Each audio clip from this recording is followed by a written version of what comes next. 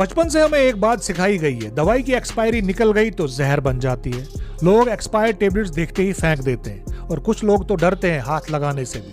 पर अगर मैं आपसे ये कहूँ कि कई दवाइयाँ एक्सपायरी के बाद भी सालों तक चल सकती हैं, और ये बात कोई व्हाट्सएप नहीं है, ये रिसर्च बोलती है, तो फिर सच क्या है? दवाइयाँ एक्सपायर होती ही खतरनाक हो जाती हैं या हमें आधा सच बताया गया है? आज जानेंगे एक्सपायर्ड मेडिसिन की असली सच्चाई। पहले हम समझते हैं कि एक्सपायरी डेट होती क्या है। सबसे पहले बेसिक बात समझो। एक्सपायरी डेट का मतलब ये नहीं होता कि उस दिन के बाद दवाई जहर बन जाएगी।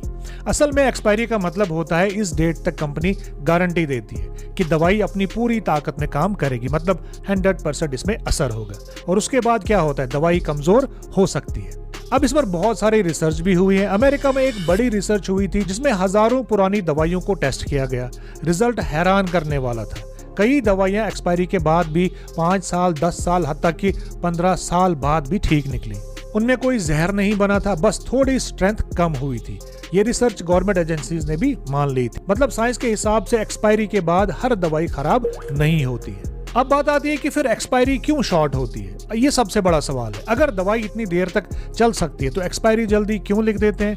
इसका सिंपल जवाब है गारंटी। कंपनी टेस्ट करती है 2 या 3 साल तक। वो सिर्फ उतनी ही डेट लिखती है जितनी वो पक्का बोल सकती है। उसके बाद वो जिम्मेदारी नहीं लेती है। ये बिल्कुल वैसे ही है जैसे किसी चीज की हमें वारंटी मिलती है। वारंटी खत्म मतलब चीज तुरंत खराब नहीं होती है। बहुत सारी चीजें हमें घर में भी ऐसे वारंटी वाली होती है। अब बात आती है क्या सब दवाइयाँ सेफ होती हैं? फिर ये सबसे जरूरी बात यहाँ पर समझनी है। हर दवाई सेम नहीं होती है। कुछ दवाइयाँ एक्सपायरी के बाद डेंजरस हो सकती है, जैसे लिक्विड सिरप्स होते हैं, जैसे इंसुलिन होते हैं, इंजेक्शंस होते हैं, आई ड्रॉप्स होते हैं, यानी कि जो लिक्विड फॉर्म में होती है वो खराब हो सकती है। ये जल्दी खराब होते हैं और इनमें बैक्टीरिया भी आ सकते हैं, इसलिए इनका कभी रिस्क नहीं लेना चाहिए। मतलब रूल सिंपल है, टेबलेट और कैप्सूल्स अलग है, लिक्विड दवाई अलग है। और इसके साथ साथ एक और हिडन फैक्ट है जो हम भूल जाते हैं। एक्सपायरी से भी ज्यादा इंपॉर्टेंट होता है दवाई रखने का तरीका। अगर दवाई गर्मी में रखी, धूप में रखी या बाथरूम में रखी तो वो एक्सपायरी से पहले ही खराब हो सकती है।